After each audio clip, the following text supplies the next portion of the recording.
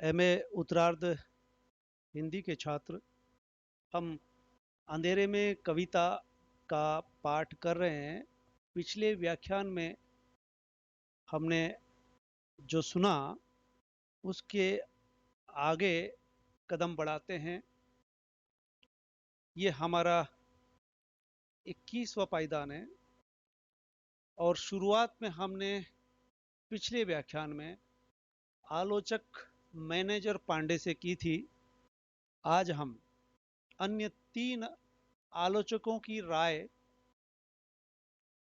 गजानन माधव मुक्ति बोध के बारे में जानना चाहेंगे। फिर हम आगे बढ़ते हैं। रवि भूषण मुक्ति बोध के बारे में ये जाहिर करते हैं कि आपके रचनाओं में विशेषकर अंधेरे में मध्यम वर्ग की मौजूदगी बराबर दिखाई देती है। मध्यम वर्ग यहाँ पर एक तरह से कवि के टारगेट में है। ये कवि परंपरा से इतर यूनिक कवि है। यूनिक कवि ठहरते हैं इस संदर्भ में कि जो परंपरा से चली आ रही काव्य परंपरा है उसमें ये उस लकीर पर नहीं चलते, एक नया रास्ता तय करते हैं। यहां तक कि ये कविता के व्याकरण व कविता की संरचनाओं को बदलते हैं। इससे हम अंदाजा लगा सकते हैं कि चले आ रहे व्याकरण में संरचना में ये कविता नहीं करते, यानी उस ढर्य पर नहीं चलते जो पूर्वता क्रम में बनाया हुआ है। इनका मकसद रहा है इस कवि का कि ये समाज में परिवर्तन चाहते हैं, समाज में बदलाव चाहते हैं और समाज में बदलाव लाने के लिए ये अपनी चली आ रही कविता के रूप को बदलते हैं, उसके व्याकरण को बदलते हैं, उसकी संरचना में बदलाव लाते हैं। ये कह सकते हैं कि ये कवि जब इस तरह से कई क्षेत्र में क्रांति करता है, इसी कारण से तत्कालीन आलोचकों की निगाह में ये आए और सभी आलोचकों ने इन पर लेखन किया। और इतना कुछ लिखने के बावजूद भी ऐसा लगता है कि जैसे कई दरवाजे खिड़कियां खुलना भी बाकी है। इस कवि को जितना समझा जाता है उतना ही बहुत कुछ छूट जाता है, बहुत कुछ रह जाता है बाकी, जिसको अगला आलोचक खोलने का प्रयास करता है। ज्ञानेंद्र पति कवि रहे, उन्होंने भी अपनी राय एक बनाई है कि मुक्ति बोध को पढ़ते हुए ऐसा लगता है कि जैसे ये अधिकांशतः अपने विचारों में और चली आ रही परंपरा पर शक पैदा करते हैं और खुद पर भी इनको संशय है। इस तरह से ये समाज पर उंगली उठाते हैं, व्यवस्था पर उंगली उठाते हैं। इस तरह से ज्ञानेंद्र पति ने इन्हें शक का कवि कहा है, आत्म संशय के कवि के रूप में बताया है। और ये वो ज्ञानेंद्र पति एक महत्वपूर्ण बात कहते हैं जो विशेष तौर पर अंधेरे में पढ़ते हुए ये पाठकों को भी लगेगा कि जैसे औद्योगिक जीवन को समझने में ये व्यक्ति काफी जद्दोजहद करता है। औद्योगिकरण उस वक्त उतना नहीं था जितना आज हुआ है, और आज उद्योग विकास कर रहा है, उपभोक्तावाद बढ़ रहा है, बाजारवाद बढ़ रहा है। ऐसे में पता चला कि लोग लगभग अशांत है, कोई भी शांत नहीं है, वो सभी दौड़ रहा है, लगातार भाग रहे हैं, कहीं शांति नहीं है। कवि को जब हम पढ़ते हैं तो अंधेरे में कविता में कवि परम अभिव्यक्ति की बात करते हैं। परम अभिव्यक्ति से मतलब सामूहिक अभिव्यक्ति जो सबकी अभिव्यक्ति है, और ऐसी अभिव्यक्ति जो पूर्णता को प्राप्त हो सके, लेकिन कभी भी कोई भी पूर्णता को हासिल नहीं कर सकता, प्रयास करता है। और ऐसा ये कवि लगातार संघर्षरत है। अगले आलोचक है राजेंद्र कुमार, जो आपको जन कवि ही नहीं, गहरे अंतःकरण दशा के कवि बतलाते हैं। जन चिंतित और जन को प्रेरित करने वाले कवि के रूप में ये ठहरते हैं। लेकिन जन कवि नहीं, बल्कि जन चेतना के कवि, वेदना के कवि के रूप में इनको स्थान मिलता है। इस तरह से हम कई आलोचकों ने आप पर लिखने का प्रयास किया। यूं कहा जाता है कि आप बेहद जटिल भाव बोध के कवि है। जो बिंब और प्रतीक आप खड़े करते हैं वो कई बार अनसुलझे रह जाते हैं, जिसको आज भी सुलझाने का प्रयास किया जा रहा है। हमने जब इस कविता की शुरुआत की थी, तब हाल ही में एक किताब जो सामने आई थी, उसको हमने उसका मुख पृष्ठ भी दिखाया। आलोचक थे जीवन सिंह मानवी, जो मनस्वी कवि कहते हैं। चलिए हम कविता में आगे बढ़ते हैं। हम यहां थे, उदास तान धुन समीप आ रहा, और अब गैस लाइट पातों की बिंदुएं छिटकी, सांवले जुलूस सा क्या कुछ दिखता। यहां तक हम पढ़ चुके थे। आपने ये देखा होगा कि लगातार हम जब भी इनकी कविता पढ़ते हैं, और ये सामने जो कविता नजर आ रही है, इसमें ये हाइफन, डैश का निशान दिखाई दे रहा है। ये क्यों आ रहा है, इसका मतलब क्या है? यहां है उदास तान धुन, इधर गैस लाइट पातों की बिंदुएं छिटकी, सांवले जुलूस सा क्या कुछ दिखता। ये जो हाइफन का निशान दिख रहा है, आखिर इसका मतलब क्या है? यहां एक ही पेज पर अगर देखेंगे तो 10-5 ऐसे, और एक ही पंक्ति में दो दो बार दिखाई दे रहा है।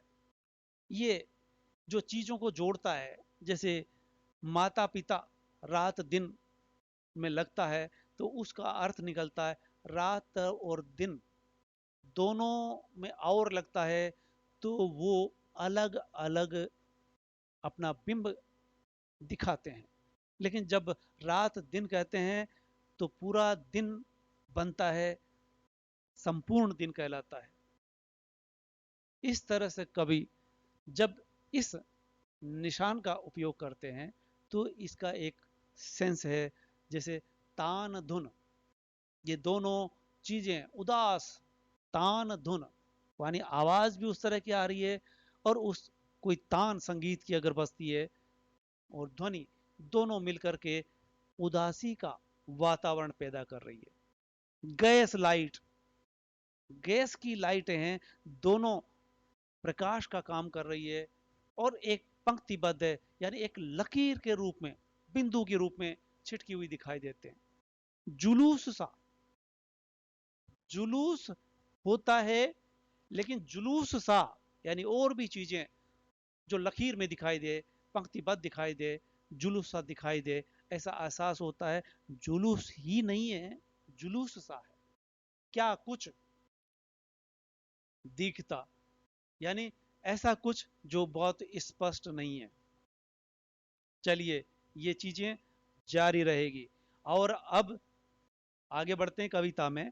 और अब गैस लाइट नीलाई में रंगे हुए अपार्थिव चेहरे, बैंड दल, उनके पीछे काले काले बलवान घोड़ों का जत्ता दिखता, घना डरावना अवचेतन ही, जुलूस में चलता क्या शोभा यात्रा किसी मृत्यु दल की।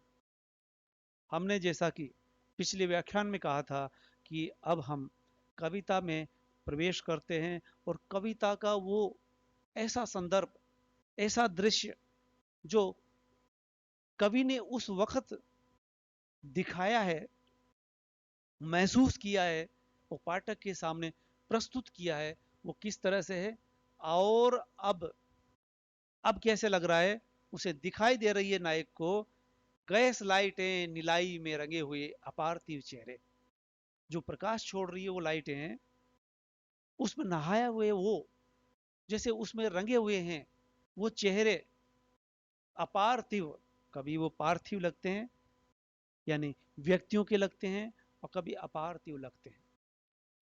और उसके साथ बज रहा है बैंड दल, बैंड दल बाजा के साथ वो जुलूस आगे बढ़ रहा है, यानी वो जुलूस जो पूरी योजनाबद्ध तरीके से आगे बढ़ रहा है, यानी सजग व सावचेत है, बैंड भी उसके साथ में, बैंड दल के साथ वो जुलूस आगे बढ़ता है।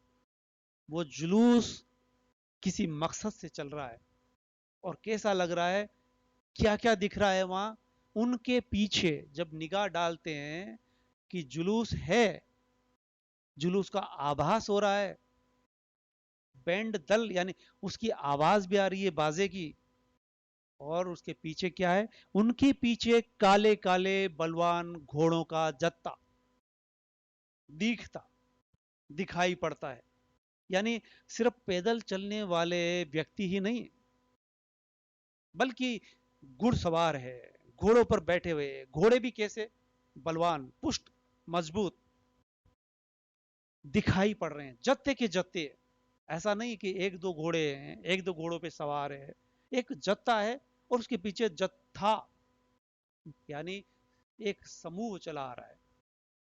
वो देखने पर कैसा लगता है, घना डरावना अवचेतन ही, जुलूस में चलता, घना डरावना, यानी वो चूंकि दिन नहीं है, रात है, रात भी कैसी, घनी रात है, काली रात है, काली रात में अगर एक पंछी भी बोलता है तो जो कोई सुनता है उसे डर व्याप्त हो जाता है, अंदर तक भयभीत हो जाता है वो व्यक्ति, घना डरावना अवचेतन ही, वो खुद नहीं डर रहा, वो डर अवचेतन तक भी पहुंच चुका है, यानी आदमी ऊपर से कई बार ये दिखाने का प्रयास कर रहा है कि मुझे कोई फर्क नहीं पड़ता, मैं किन्हीं चीजों से डरता नहीं हूं, लेकिन अंदर से डरा हुआ है, वो डर उसके अवचेतन तक भी पहुंच गया है। ये जो कुछ रात में जुलूस के रूप में आता हुआ दिखाई दे रहा है, ये कितना भयभीत कर रहा है, दिख रहा है उसको, ऐसा महसूस हो रहा है, घना डरावना अवचेतन ही, जुलूस में चलता क्या शोभा यात्रा किसी मृत्यु दल की। अब देखिए, यह अंतर्विरोध है, अब तक हमें पता चला कि वो जुलूस है, और जुलूस किस तरह का है ये सब दिखाई दे रहा है, क्या शोभा यात्रा निकल रही है किसी की। देखिए, शोभा यात्रा जब निकलती है तो उसमें बैंड बाजे बजाए जाएंगे, और बाजा शादी के अवसर पर होता है, या जब व्यक्ति सेवा निवृत्त होता है तो एक जुलूस के साथ शोभा में निकाली गई यात्रा, जिसको पहले सजाया जाता है, बैंड बाजा तभी आता है जब शादी का अवसर होता है, सुख का, खुशी का मौका होता है, और हर चीज जो दिखाई दे रही है वो डरावनी नहीं, बल्कि लोगों को सुकूनदायी होती है, शोभित करने वाली, सुशोभित करने वाली शोभा यात्रा है। क्या शोभा यात्रा, प्रश्नवाचक चिन्ह है। फिर आगे कहता है किसी मृत्यु दल की, पूरी तरह से यह अंदाजा लगा पाना मुश्किल है कि ये जुलूस जो निकल रहा है किस अर्थ में निकल रहा है, किसी की शोभा यात्रा में निकल रहा है, या किसी की मृत्यु पर निकाला जाने वाला शमशान घाट तक ले जाने वाला वो शोभा यात्रा की तरह जुलूस जुलूस एक होता है तो वो सत्ता के खिलाफ होता है अक्सर, और शोभा यात्रा होती है वो समाज, वो व्यक्ति अपनी खुशी में, शादी के अवसर पर, सेवानिवृत्ति के अवसर पर ऐसी शोभा यात्रा निकालता है। या वो विजेता या वो नेता जब किसी चुनाव में जीतता है तो शोभा यात्रा निकलता है, बैंड बाजा होता है, बैंड दल उसमें होता है, गुड़ सवार भी होते हैं, सब कुछ होता है। लेकिन कभी कभार जब ऐसा व्यक्ति, नामधारी व्यक्ति गुजर जाता है तो उसके लिए भी कुछ ऐसा ही किया जाता है। आगे चलते हैं। अजीब, दोनों ओर नीली गैस लाइट पाथ, रही जल रही जल, नींद में खोए हुए शहर की गहन अवचेतन में, हलचल पाताली तल में, चमकदार सांपों की उड़ती हुई लगातार लकीरों की वारदात। अब ये एक दृश्य जो दिखाई दे रहा है, वापस नायक एक तरह से कैमरा जैसे होता है कि दर्शक के सामने कोई चीज यकायक उभरती है दृश्य के रूप में, कुछ उसी तरह का अजीब और विस्मयादी चिन्ह यहां दिखाई दे रहा है। अजीब यानी वैसा ही नहीं जो स्वाभाविक हो, वैसा ही नहीं जो अक्सर होता हो, ये कुछ अजीब सा है, अकुलाहट, भयावह, डरावना है। जो कुछ देखा, जैसा कि पिछली बार हमने सुना कि वो डर पैदा कर रहा है, यानी वो दिखा ही दे रहा है, अजीब सा है, यानी जो पहले नहीं हुआ और जिसकी पूर्व सूचना नहीं है, इसलिए वो अजीब है। दोनों ओर, दोनों तरफ देखते हैं तो कैसा दिखाई दे रहा, नीली गैस लाइट पाथ, वो जो उजाला करने वाली लाइटें हैं जो कई तरह से जलाई जाती है, लेकिन ये गैस की लाइट है, पंक्तिबद्ध है, रही जल रही जल, जल रही है वो, लगातार उजाला दे रही है, कोई भी ऐसी नहीं है जो उजाला नहीं दे रही हो। इसके बावजूद रात्रि का अंधेरा इतना घना है कि उनके जलने के बावजूद भी वो उजाला कितना फैला रही है, कितना असर डाल रही है। नायक क्या महसूस कर रहा है, नींद में खोए हुए शहर की गहन अवचेतन में वो महसूस कर सकता है, वो देख रहा है, एक जुलूस को देख रहा है।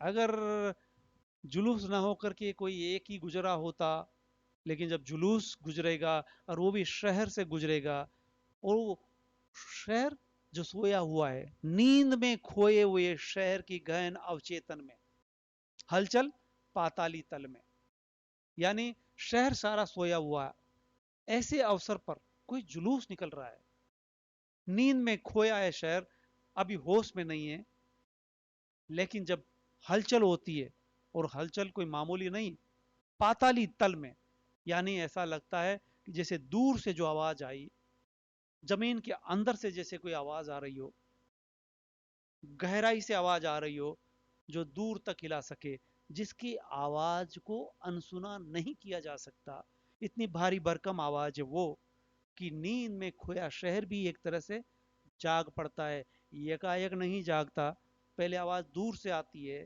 फिर वो जुलूस नजदीक आ रहा है, जो जो नजदीक आएगा आवाज भारी भरकम, भीड़ भयंकर, नजदीक आती आवाजें सोए हुए व्यक्ति को जगाती है, और एक व्यक्ति से बना वो शहर जिसमें अनंत व्यक्ति है, वो सब जागते हैं। तब कहा जाएगा कि शहर जैसे खोया था, अब वो जाग जाता है। एक हलचल होती है, हलचल भी किस तरह की, कि जो एक तरह से नींद में बेहोश थे, पाताल में थे, यानी वो वहां नहीं थे जहां होना चाहिए, उनकी जिंदगी, उनके उनको सोने के बाद अवचेतन में रहते हैं वो, यानी उन्हें नींद में सपने आते हैं, उस सपनों में वो कहीं भी हो सकते हैं, आसमान में हो सकते हैं, पाताल में हो सकते हैं, नींद में चलने वाले सपनों की कोई ये नहीं बता सकता कि कौन व्यक्ति किस तरह के सपने देख रहा है। तो इस तरह से चमकदार सांपों की उड़ती हुई लगातार लकीरों की वारदात, ये एक तरह से दिखाया गया है कि वो जुलूस कोई आम जुलूस नहीं, वो जुलूस है जो शांति के लिए नहीं, बल्कि उसको देख करके देखने वाला भयभीत होता है। वो जो गैस लाइटें हैं उससे वो चमक रहे हैं वो चेहरे, लेकिन सांपों की उड़ती हुई लगातार लकीरों की वारदात, लेकिन वो कोई आम नहीं, वो इस तरह के हैं कि जैसे सांपों को देख करके कोई भी व्यक्ति चिंक करके दूर हटता है, डर करके दूर भागता है। उस जुलूस को देख करके ऐसा लगता है कि वो जुलूस कोई आम और शांति प्रिय नहीं, वो ऐसा है जो डर पैदा कर रहा है। सांपों की उड़ती हुई, जैसे उड़ते हुए सांप आ रहे हो, जो जमीन पर चलने वाला सांप है वही भयभीत कर सकता है, तो उड़ने वाले सांपों को देख करके लोग क्या महसूस करेंगे।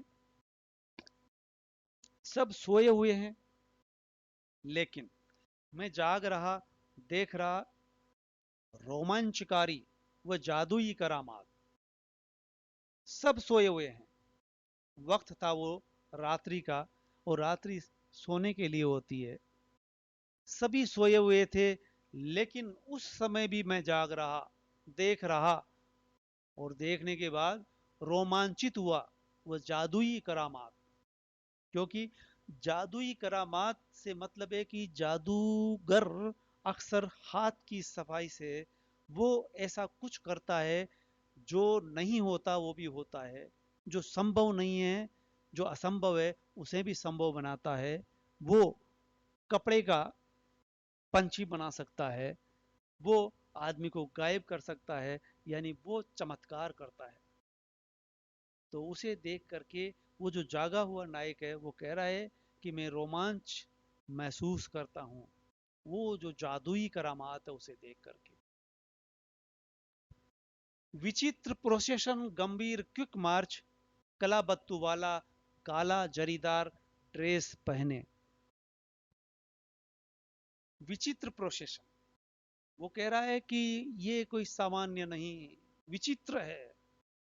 जैसे विचित्र शादी नहीं कही जाती, शादी का जो जुलूस निकलता है, दूल्हे के साथ जो बाराती आते हैं, तो आपको याद होगा कि भारतीय संस्कृति में शिव शंकर की जब बारात निकलती है, तो बारात के बारातियों को देख करके कन्या पक्ष वाले और कन्या की माँ एक तरह से डर जाती है। वो उसे विचित्र लोगों का, बैल, भैंसे और सांप गले में लटकाए हुए शिव जी चले आ रहे हैं, भूत प्रेत नाचते हुए चले आ रहे हैं, वो विचित्र प्रोसेशन था। और यहाँ ये अंधेरे में कविता में कुछ प्रोसेशन ऐसा चल रहा है, ऐसा लग रहा है कि जिसे विचित्र कहने का कारण है कि उसमें सामान्य चीजें नहीं है, बहुत कुछ असामान्य है, इसलिए वो विचित्र है। और कभी उसमें क्या महसूस होता है, कभी क्या दिखाई पड़ता है, वो देखिए। गंभीर क्विक मार्च, वो कभी लगता है जैसे सैनिक मार्च करते हैं। मार्च शब्द जब जुड़ जाता है तो वो आम आदमी का जुलूस नहीं हो सकता, उसमें वो व्यवस्था है। सावधान, विश्राम और मार्च पास्ट, आगे बढ़ें, एक साथ कदम ताल करते हुए सैनिक आगे बढ़ते हैं।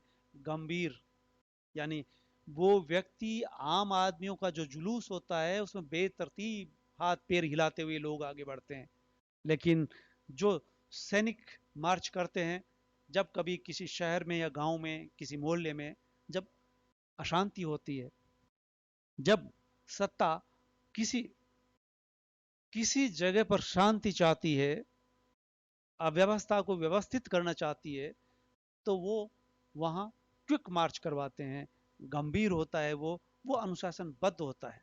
उस अनुशासन में बंधे हुए मार्च करते हुए, लेकिन विचित्र प्रोसेशन, विचित्र प्रोसेशन, उसमें वो जो कुछ अभी ये देखा ऊपर वो भी है, जादुई करामात भी है, और गंभीर क्विक मार्च दिखाई देता है। कला बत्तू वाला काला जरीदार ड्रेस पहने, ऐसा कुछ बनाया हुआ जो देखते ही चौंकाए, देखते ही देखने पर मजबूर करे, ऐसा तड़कीला भड़कीला काला जरीदार ड्रेस पहने, जरी से काम किया हुआ, जो चमकता है, सितारे लगे होते हैं, चांदी सोने की जरी से जड़े होते हैं, ऐसी ड्रेस पहने, कला बत्तू वाला काला जरीदार ड्रेस पहने वो बैंड बाजे वाला कैसा दिखाई दे रहा है? चमकदार बैंड दल। अभी अगर आप देखेंगे किसी बैंड को, तो वो अलग अलग रंगों के चमकीले तड़कीले भड़कीले ड्रेस पहने हुए, जो कभी वाइस राय जो ड्रेस पहना करते थे, उस वाइस राय की ड्रेस को आजकल बैंड बाजे वाले पहन करके बाजा बजाते हैं। आप अगर शादी में जाएंगे तो अच्छे से बैंड बाजे वाले की जो पोशाक होगी, वो कभी वाइस राय जो शासन करते थे इस देश पर हमें गुलाम बनाकर, उनकी एक ड्रेस थी, वो आजकल यहाँ बैंड बाजे वाले पहनते हैं, जिसको चमकीला बना करके, तड़कीला भड़कीला बना करके, ऐसा बैंड दल दिखाई देता है। फिर क्या होता है? अस्थि रूप, यकृत स्वरूप, उदर आकृति, आंतों के जालों से बाजे में दमकते हैं भयंकर, गंभीर गीत स्वप्न तरंगे, उबारते रहते ध्वनियों के आवर्त, मंडराते पथ पर बैंड के लोगों के चेहरे मिलते हैं मेरे देखे हुओं से। वो चेहरे कैसे हैं? उसके देखे हुए से लगते हैं। आप ये देखेंगे कि जैसे किसी एक भयावह कहानी से गुजर रहे हैं। ये कविता ऐसे कवि की, ऐसे नायक द्वारा दिखलाई जा रही है कि जो अंधेरे में ही घटित कर रहा है सब कुछ, जो कुछ देख रहा है रात में ही देख रहा है। बैंड भी बज रहा है, बैंड दल आ रहा है, और उसका रूप कैसे खड़ा होता? अस्थि रूप, हड्डियों का ढांचा हो, वो रूप कैसा दिखाई देता है? यानी वो सामान्य आदमी नहीं, यकृत स्वरूप, उनका स्वरूप कैसा दिखाई दे रहा है? यकृत की तरह।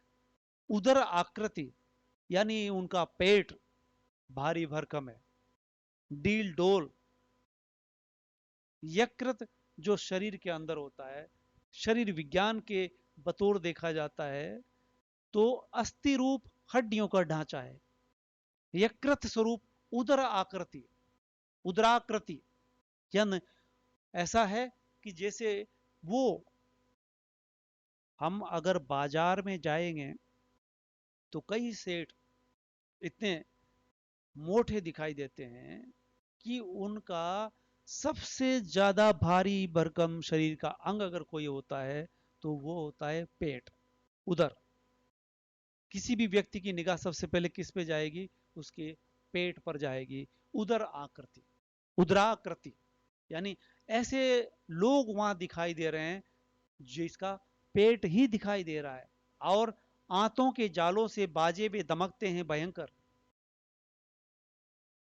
और बाजे बजाने वाले जो बाजा बजा रहे हैं, गीत गा रहे हैं, और जिस तरह की धुन उन्होंने छेड़ रखी है, वो लगता है जैसे सुनाई देने पर गीत की धुन ऐसे महसूस होती है कि जैसे पेट में जो आंतें होती है, आंतों का आकार बड़ा लंबा चौड़ा होता है, जाल सी बिखरी होती है वो, इसी तरह से अव्यवस्थित सा वो समूह दिखाई देता है। जब वो बाजे बज रहे हैं तो वो लोग जो सारे मिलकर के एक आंत का स्वरूप ग्रहण कर लेते हैं। एक एक को देखते हैं तो कोई हड्डी के ढांचे दिखाई दे रहे हैं, कोई यकृत स्वरूप है, कोई भयंकर पेट वाले व्यक्ति है। बाजे भी दमकते हैं भयंकर, और उनको देखने से भय लगता है। गंभीर गीत स्वप्न तरंगे उबारते रहते, और कभी वो ऐसे गीत गाते हैं जिसमें जो तरंगे निकलती है वो जैसे स्वप्नीली है। स्वप्न में जो हम देख सकते हैं, जो नहीं दिन में होता, वो उस स्वप्न में घटित होता है। ऐसे गीत की धुन जो बनाई नहीं जा सकती, इतनी पेचीदा है, वो ऐसी धुन तरंगे सुनाई पड़ती है, गंभीर भी है और स्वप्नीली भी है। वो बार बार इस तरह की धुन उबारते हैं, तरंगे फैला रहे हैं, ध्वनियों के आवर्त मंडराते पथ पर। और पूरे रास्ते वो जब चल रहे हैं तो उन ध्वनियों के आवर्त चारों तरफ अलग अलग ध्वनियां सुनाई पड़ती है। बैंड के लोगों के चेहरे मिलते हैं मेरे देखे हुओं से, और जो बैंड के बजाने वाले वो व्यक्ति है, उनके चेहरे कैसे दिखाई पड़ रहे हैं, ऐसा लगता है कि कुछ तो जैसे पहचाने हुए हैं। मेरे देखे हुओं से जब लगा हुआ है तो उससे लगता है कि देखे हुए हैं, लेकिन एकदम याद नहीं आ रहा है कि ये इसका नाम क्या है। इतना पहचानना मुश्किल है। ये जोर डालने पर हो सकता देर सबेर याद आ जाए, पर उसे ऐसा लगता है कि देखे हुए ही है, पर ये ठीक से बता पाना मुश्किल है कि ये कौन है। परंतु दिन में बैठती है मिलकर करती हुई षड्यंत्र, विभिन्न दफ्तरों, कार्यालयों, केंद्रों में, घरों में। हाय हाय, मैंने उन्हें देख लिया नंगा, इसकी मुझे और सजा मिलेगी। अब आप देख रहे हैं कि ये नायक क्या कहना चाह रहा है, उस जुलूस को देख करके इस पर किस तरह का असर पड़ रहा है। परंतु जो कुछ उसने देखा उस पर, परंतु दिन में बैठती है मिलकर करती हुई षड्यंत्र, विभिन्न दफ्तरों, कार्यालयों, केंद्रों में, घरों में। वो कहां कहां नहीं है। दिन में उन्हें मैं दफ्तरों में देखता हूं, कार्यालयों में, कई केंद्रों में, और कुछ कुछ बड़े बड़े घरों में वो बैठे हुए दिन भर करते रहते हैं षड्यंत्र, लेकिन होते हैं घरों में। आज और अभी रात में वो कहाँ है, इस जुलूस के अंदर है। वो जो दिन में चार दीवारी में दफ्तरों में रहते हैं, वो अब खुलेआम सड़क पर है, जुलूस के रूप में है। ये मैंने देख लिए, और इस जिस रूप में देखा है इनको, नंगे रूप में देखा है। अब मेरा क्या होगा, यानी मुझे ये सजा देने वाले हैं, क्योंकि दिन भर ये षड्यंत्र करते हैं दुनिया के खिलाफ, समाज के खिलाफ, जनता के खिलाफ। ये उन्हीं से बच कर के अब ये खुलेआम इस जुलूस में निकल रहे हैं, और रूप बदल करके। कोई पहचान न ले, कोई देख न ले, लेकिन मैंने तो इन्हें देख लिया, और नंगे रूप में देख लिया। ये वस्त्र पहने हुए दिन में जो सजावट के साथ निकलते हैं, और अब मैंने इनको खुलेआम अपने असली रंग में देख लिया है, तो ये मुझे निश्चित रूप से सजा देंगे, इसकी मुझे और सजा मिलेगी, वो कह रहा है।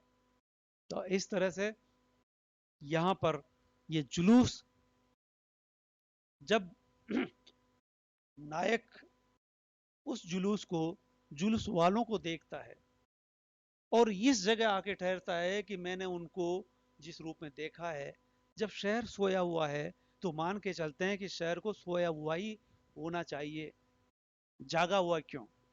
रात का मतलब है सोने के लिए, और वो रात में ही कुछ ऐसा करना चाहते हैं जिससे उनका मकसद हल हो, कोई देख न ले, इसलिए वो रात में निकल रहे हैं, देर रात को निकल रहे हैं, अंधेरी रात को निकल रहे हैं।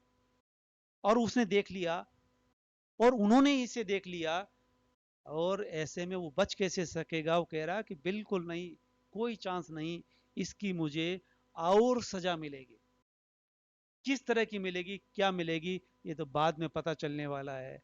यानी वो व्यक्ति, वो षड्यंत्रकारी, वो बड़े पेट वाले, वो जो दफ्तरों में काम करने वाले, और बड़े बड़े केंद्रों में, बड़े बड़े घरों में रहने वाले, वो जुलूस के रूप में जब निकले तो मैंने उन्हें देखा।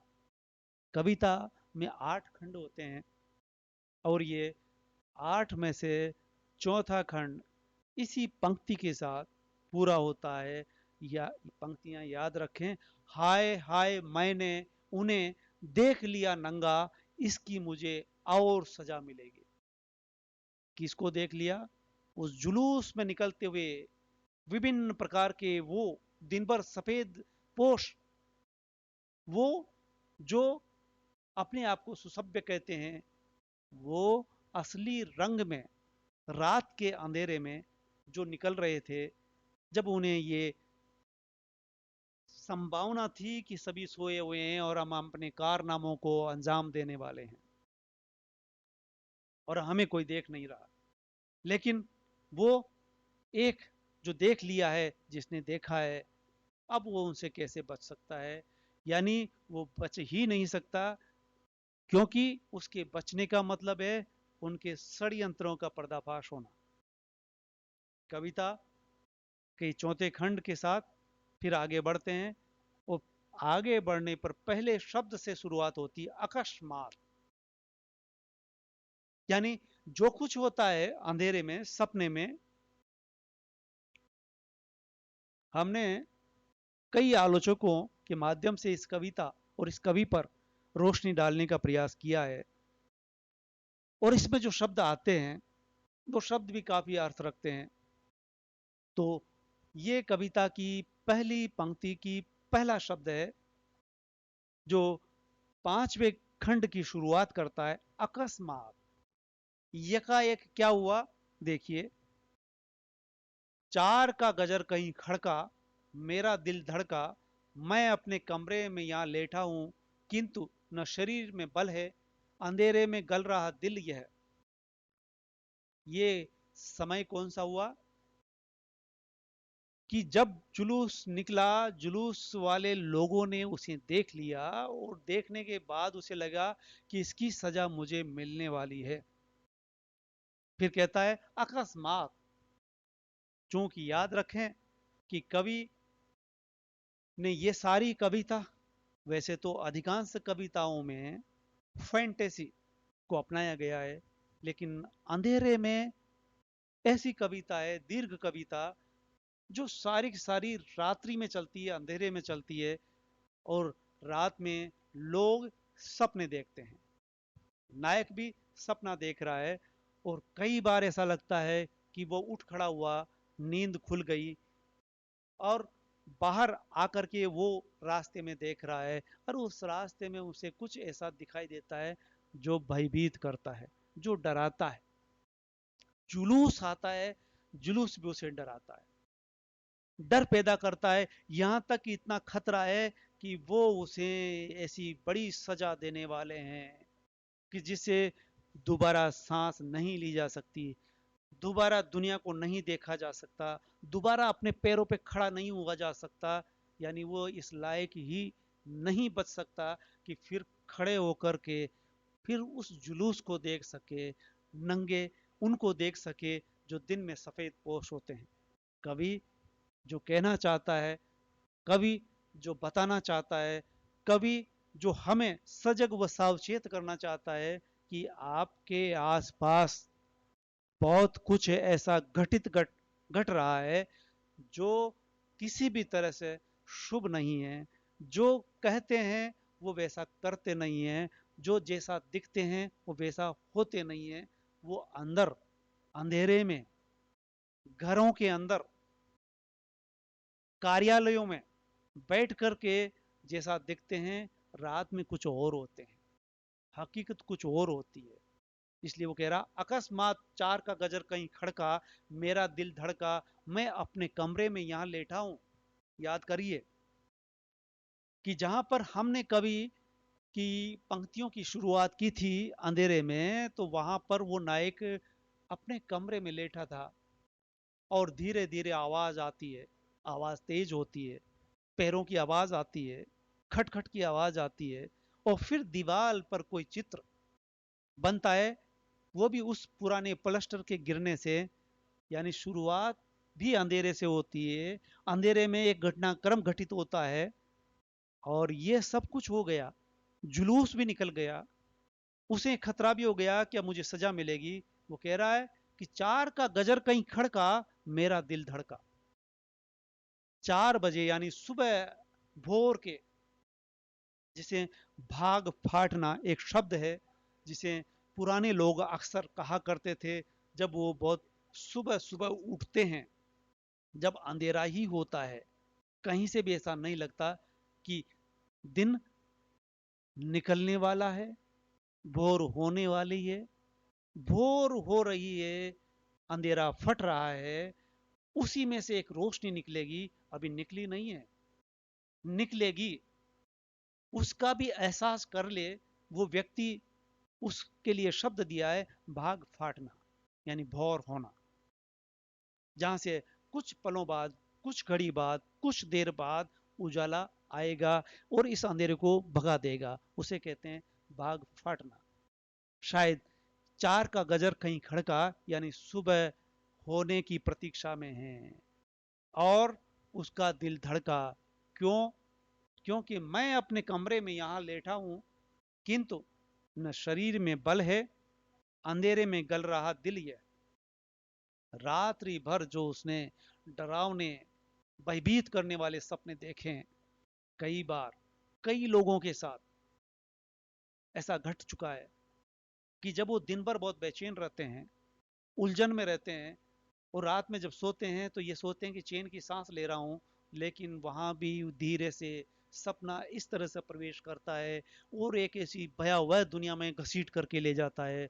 कई बार उड़ते उड़ते पहाड़ों पर, पहाड़ों की शेर करवा देता है, जंगल के घने पेड़ों के बीच में से गुजार देता है, उस काली रात में न जाने क्या क्या करवाता है,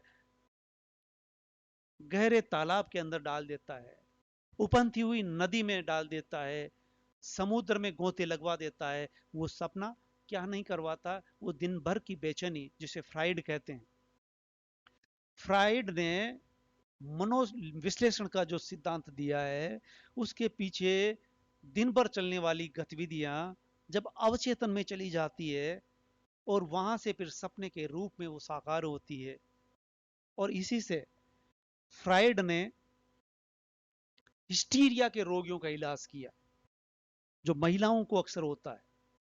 महिलाएं पागल हो जाती है, और हमारे लोग, भारतीय परिवार के बड़े बूढ़े, बड़े बूढ़ियां उसे मंदिरों में या ऐसे देवता के यहाँ ले जाएगी, उसका भूत उतारने का प्रयास करेंगे।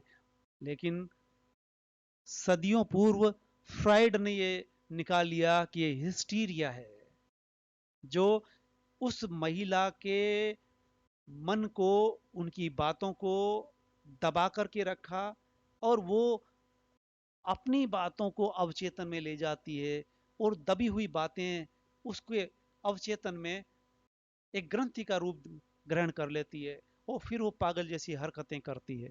लेकिन उनका भी उन्होंने उस दौर में सपने के माध्यम से उनके मन की बात जान करके वो इलाज करके दिखा दिया था। आज भी मनोविश्लेषणवादी इस तरह से इलाज करते हैं। कह रहे हैं मैं अपने कमरे में यहां लेटा हूं, किंतु न शरीर में बल है, अंधेरे में गल रहा दिल यह, शरीर में कोई शक्ति नहीं बची। आदमी जब थक हार कर पड़ता है, वो भयावह चीजें देखता है, तो शरीर जैसे ताकत ही निछुड़ जाती है, कुछ नहीं बचता, और लगता है कि अंधेरा जो डरा रहा है, वो दिल जिसे कहते हैं, वो भी गल रहा है, दिल से किसी तरह की आवाज नहीं आ रही है, आत्मविश्वास जैसे खत्म हो गया। यकाएक मुझे भान होता है जग का, अखबारी दुनिया का फैलाव, फसाव गिराव तनाव ये सब। और आप एमए अंतिम वर्ष के विद्यार्थी हैं, और आपने द्वितीय वर्ष में प्रयोजन मूलक हिंदी पढ़ी। प्रयोजन मूलक हिंदी के तहत आपने अखबार के बारे में पढ़ा, समाचार संवाददाता के बारे में पढ़ा। तो समाचार संवाददाता, अखबारी दुनिया, एडिटोरियल संपादकीय, अब यहां यकायक इस पंक्ति में अखबार वो आ गया है। समाचार संवाददाता कैसे बनाता है, कुछ कुछ वैसा एहसास होता है। यहां मैं सिर्फ संदर्भ के बतौर आपको याद दिला रहा हूं कि जब आपने प्रयोजन मूलक हिंदी आज से 2 साल पहले पढ़ी थी, तो उस वक्त उस पत्रकार की छवि, जो खोजी पत्रकार होता है, वो खोजी पत्रकार रात दिन नहीं देखता, अंधेरा नहीं देखता, वो अपनी खोज में खास खबर लाने के लिए बहुत कुछ करता है। वो कह रहा है, यकाएक मुझे भान होता है जग का। अब तक वो अपने बारे में सोच रहा था, अब तक वो अपने कमरे में बंद था और कमरे में ही सपने देख रहा था, कमरे में खटखट देख रहा था। फिर वो रास्ते पर देखता है और रास्ते में जुलूस आता हुआ देखता है, जुलूस में कई लोगों को देखता है और कई लोगों में कुछ जान पहचान के लोग होते हैं। वो भी सब आगे आप देखेंगे, वो नाम ले लेके बताने वाला है। अखबारी दुनिया का फैलाव, अखबार हमें सारी दुनिया का एहसास करा देता है। वो अभी शहर की बात कर रहा है, शहर में जुलूस उसने अभी अभी देखा है, एकाएक मुझे भान होता है जग का। अब वो अपने घर से अंधेरे कमरे में बंद है और शहर जो जाग रहा है, जुलूस वो देख रहा है, यहां से भी और आगे उसका फैलाव होता है, सारी दुनिया के बारे में सोचता है कुछ देर के लिए। भान होता है उसे कि मैं ही नहीं, मेरा शहर ही नहीं, ये पूरी दुनिया भी है। ये दुनिया का एहसास उसे होता है। और ये सब हम किसके माध्यम से करते हैं? दुनिया को हम नहीं जानते, टीवी, समाचारों से, प्रिंट मीडिया से, अखबार में पढ़ करके हम दुनिया के फैलाव को महसूस कर सकते हैं। आप अच्छी तरह समझ सकते हैं इन पंक्तियों को जब आप प्रयोजन मूलक हिंदी पढ़ें और उसमें फिर टीवी पत्रकार, रेडियो पत्रकार, अखबार के पत्रकार के बारे में जान चुके हैं, तो ये समझ सकते हैं कि इन सब का मकसद होता है कि अपने स्थानीय समाचार के बारे में बताना, अपने शहर के बारे में, अपने प्रदेश के बारे में, अपने देश के बारे में और यहां तक कि पूरी दुनिया के बारे में बताना, उस अखबार का मकसद होता है। ऐसे, ठीक वैसे ही ये कथा नायक यानी कविता का नायक मैं अपने ही कमरे में सपना देख रहा है या हकीकत देख रहा है, लेकिन बड़ा भयभीत है। लेकिन उसे पहली बार ये एहसास होता है कि मैं नहीं, मेरा मोहल्ला, मेरा शहर नहीं, मेरा प्रदेश देश नहीं, पूरी दुनिया का फैलाव को महसूस करता है। अखबारी दुनिया का फैलाव। अखबारी दुनिया कैसी होती है? फसाओ, घिराओ, तनाव है सब और। हम ये कैसे महसूस करें कि हम ही तनावग्रस्त हैं, हम ही परेशान हैं, हम ही चिंताओं से घिरे हैं। लेकिन जब हम अखबार पढ़ते हैं तब पता चलता है कि वो जो बड़े बड़े कथित अधिकारी, नेता, मंत्री और संतरी है, वो भी कुछ इसी तरह के तनाव में है, कुछ करने के में। अखबारी दुनिया का फैलाव, फसाव, गिराव, तनाव है सब और, सब और ये सा ही तनाव है। सब लोग परेशान हैरान है। आगे चलते हैं। पत्ते न खड़के, सेना ने घेर लिए सड़कें, बुद्धि की मेरी रग, गिनती है समय की धक धक। ये सब क्या है? किसी जन क्रांति के दमन निमित्त ये मार्शल ला है, दम छोड़ रहे हैं भाग, गलियों में मरे पैर। अब देख सकते हैं कि कवि क्या कहना चाहता है, कवि क्या दृश्य खड़ा करना चाहता है, कवि ने क्या बिंब खड़े किए हैं कि वो जब भी हम कुछ पंक्तियां पढ़ते हैं तो उसमें लय ताल, मुक्त छंद की कविता है। पत्ते न खड़के, क्या मतलब निकला? पत्ता जब हिलता है तो उसकी भी आवाज आती है। पत्ते न खड़के, सेना ने घेर लिए सड़कें, बुद्धि की मेरी रग, गिनती है समय की धक धक। ये सब क्या है? किसी जन क्रांति के दमन निमित्त ये मार्शल ला है। मार्शल ला एक विशेष परिस्थिति में लगाया जाता है, जब तानाशाह जनता को दबाना चाहता है, जनता की आवाज को रोकना चाहता है, तब ऐसा होता है। और अभी तक हमने देखा कि नायक यहां पर अपने कमरे में बंद जुलूस देखता है।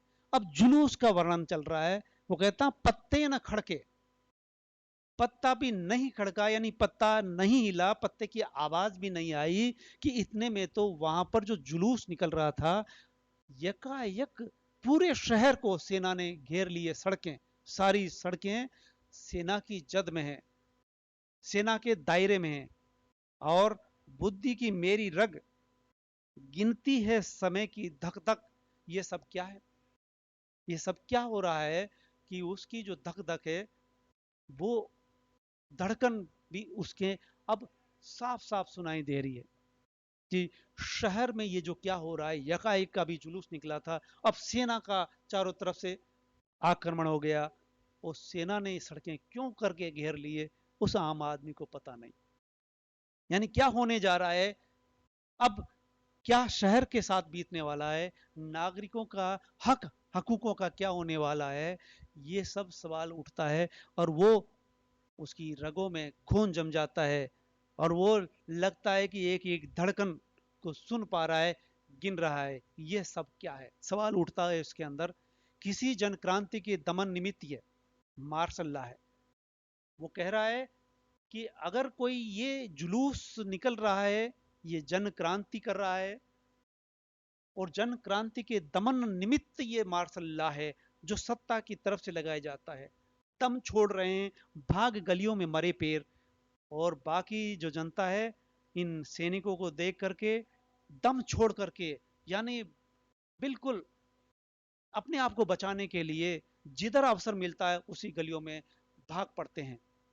और पैरों की चिंता नहीं है कि पैरों में ताकत है या नहीं, पैर कमजोर है या दौड़ने लायक भी है कि नहीं, ये सब होते हुए भी वो दौड़ पड़ता है।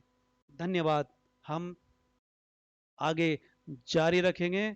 आप मेरे साथ बने रहिए और कविता की पंक्तियां दोहराते रहें, कविता का पाठ करते रहें। इन पंक्तियों को, इस वीडियो को आप जितनी बार चाहे देख सकते हैं और कविता के मर्म को समझ सकते हैं। ये मेरी व्याख्याएं हैं, हर व्यक्ति की अपनी व्याख्या होगी। और आप भी अगर इसको ठीक से पढ़ोगे, ठीक से गुनोगे, ठीक से समझोगे, तो आपकी भी अपनी व्याख्या होगी और आपको एहसास होगा कि मुक्ति बोध किस अंधेरे की बात कर रहे हैं, मुक्ति बोध किस व्यक्ति के मन में हो रही हलचल को बात कर रहे हैं। मुक्ति बोध एक व्यक्ति नहीं, जनता के समूह की बात कर रहे हैं, उस सत्ता की बात कर रहे हैं जो मार्शल लॉ लगा देती है अपने ही हित में। धन्यवाद।